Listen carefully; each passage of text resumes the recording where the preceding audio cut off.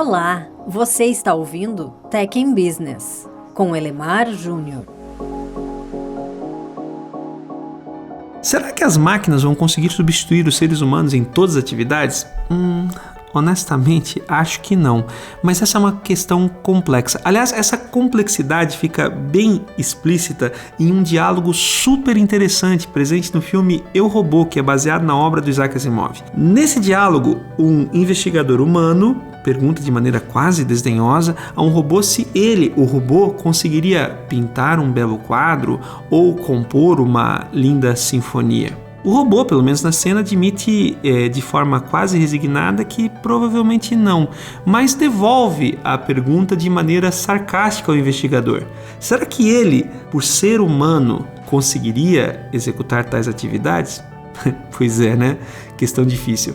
Desde 1997, nós seres humanos não conseguimos mais derrotar computadores, por exemplo, jogando xadrez. O jogo de xadrez é interessante porque ele combina precisão, que favorece as máquinas, com um bocado de intuição e criatividade, que a princípio favorece aos seres humanos.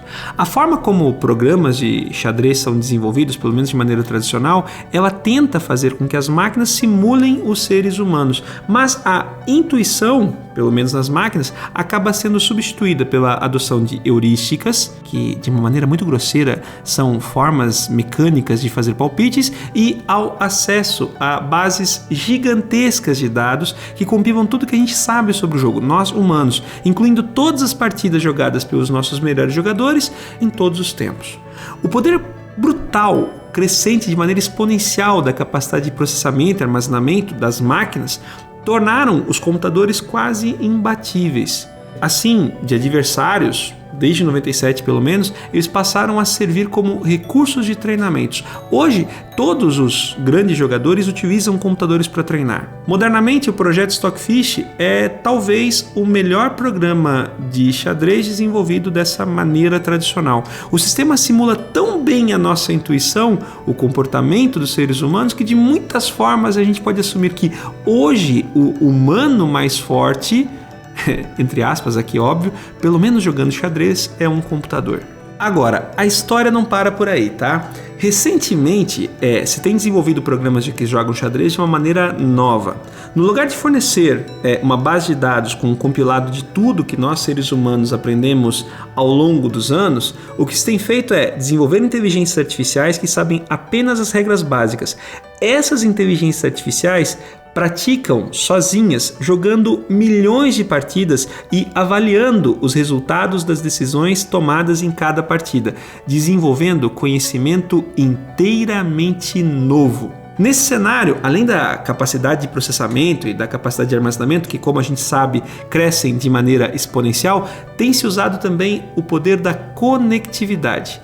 Milhares de instâncias dessa inteligência artificial praticando independentemente em milhares de dispositivos, aprendendo de forma contínua e incansável, gerando conhecimento novo e, surpreendentemente, diferente daquele que nós, seres humanos, desenvolvemos ao longo dos séculos.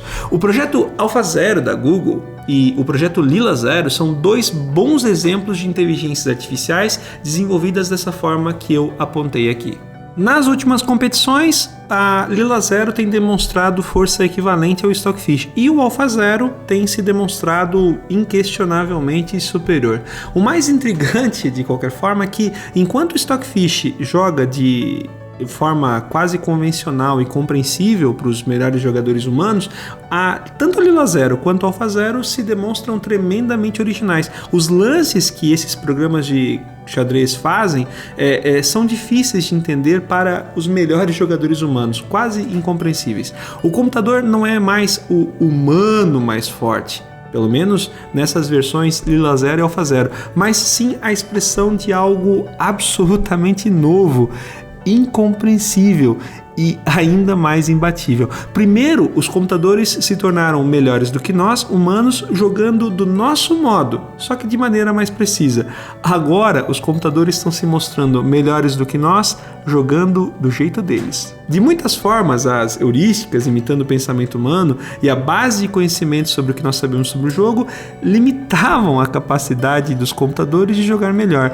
Lila Zero e Alpha Zero jogam de maneira original e, por que não dizer, criativa. Mas você pode estar pensando, tudo isso se limita ao jogo de xadrez. Pois é, não, né? Recentemente, a IBM assombrou o mundo com uma inteligência artificial capaz de enfrentar de maneira bastante consistente seres humanos em concursos de retórica, com o projeto Debater.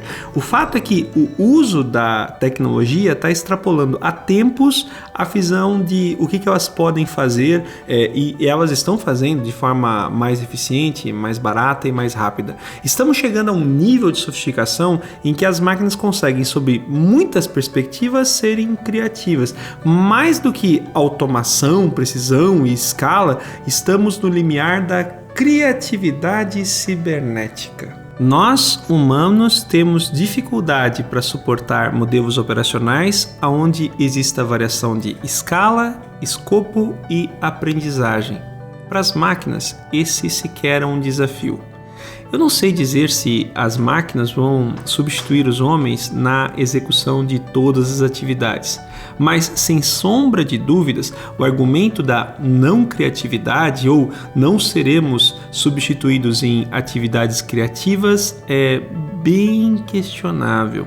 Pois é, temos que pensar mais sobre essa tal de criatividade cibernética. Não é coisa de ficção como Eu, Robô.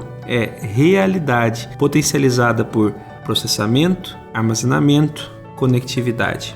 Vamos falar mais sobre isso. Se você gostou do tema deste podcast, confira também o conteúdo disponível em www.elemarjunior.com. Obrigado!